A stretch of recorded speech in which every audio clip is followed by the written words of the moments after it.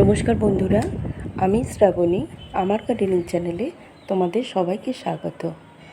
আজকে আমি এক নতুন ধরনের ভিডিও নিয়ে এসেছি, যে ভিডিও অনেকেরই উপকারী লাগবে। আমরা রান্নাঘরে মূলত নিজেদের খাবার জন্যই সেই জিনিসটা ব্যবহার করে থাকি। সেই জিনিসটা এমন কিছু নয় বন্ধুরা, সেটা হলো রসুন। রসুন গাছে আমরা কেন ব্যবহার করব, কী জন্য ব্যবহার করব, এবং রসুনের গাছে দেবার পর তার উপকারিতাই বা কী, কেনই বা এটা ব্যবহার করব, এই নিয়েই আজকে আমার ভিডিও।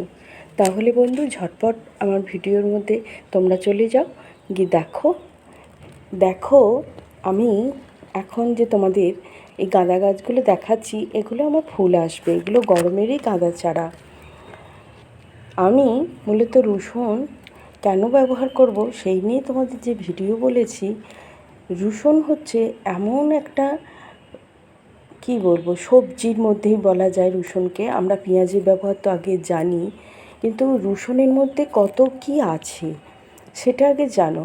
রসুন হচ্ছে হাই সালফার আছে, হাই সালফার লেভেল পাওয়া যায়, যার মধ্যে ফাঙ্গাসগুলোকে মেরে ফেলে। যে এমনভাবে এই রসুনকে আমরা ব্যবহার করব, কত কী উপায়ে ব্যবহার করা যায় সেগুলি আমরা বলবো। রসুন বীজের অঙ্কুর বার করতেও সাহায্য করে। রসুন যে হাই সালফার আছে রসুনের মধ্যে, এবং আমি যে বললাম যে ফাঙ্গাস দূর করে, ফাঙ্গাসকে মেরে ফেলে, এবং অ্যান্টিফাঙ্গাস বলা হয় রসুনকে। কত রকমভাবে আমরা রসুনকে ব্যবহার করছি দেখো।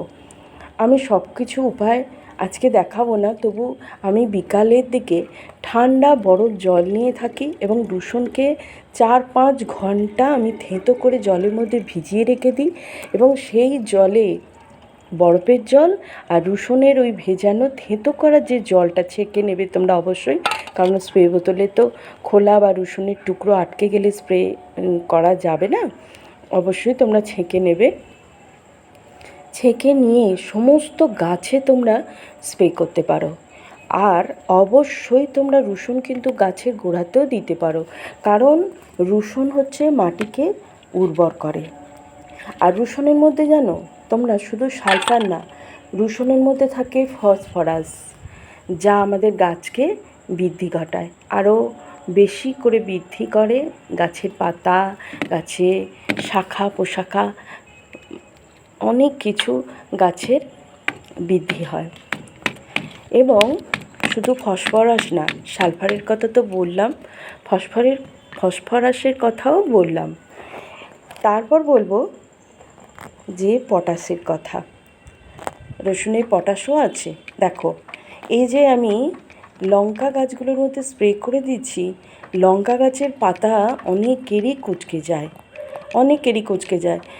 লঙ্কা গাছে এই রসুনের জল দিলে লঙ্কার পাতা আর কুঁচকাবে না, পাতা ঝকঝকে চকচকে পাতা হবে। আর আমরা এমনিতেই জানি লঙ্কার কিন্তু বিশেষ সার দিতে লাগে না। সার দিলে ফল আসতে দেরি হয়, ফল মানে লঙ্কা ধরতে দেরি হয়। সেই জন্য অত্যন্ত উপকারী হচ্ছে যে লঙ্কা গাছে রসুনের জল স্প্রে করা।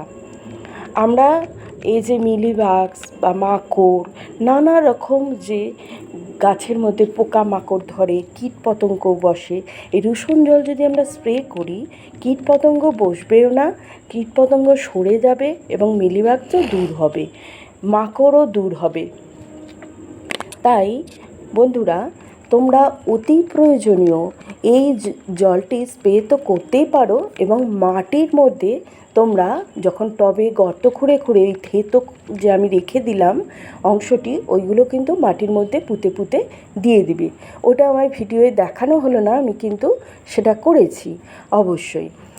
আর তোমরা জেনে রাখো, শুধু সালফার, পটাশ আর ফসফরাস ছাড়াও এই রসুনের মধ্যে থাকে সেলেনিয়াম, ম্যাগনেসিয়াম এবং ম্যাঙ্গানিজ, ক্যালসিয়াম, কপার, এতগুলো জিনিস থাকে।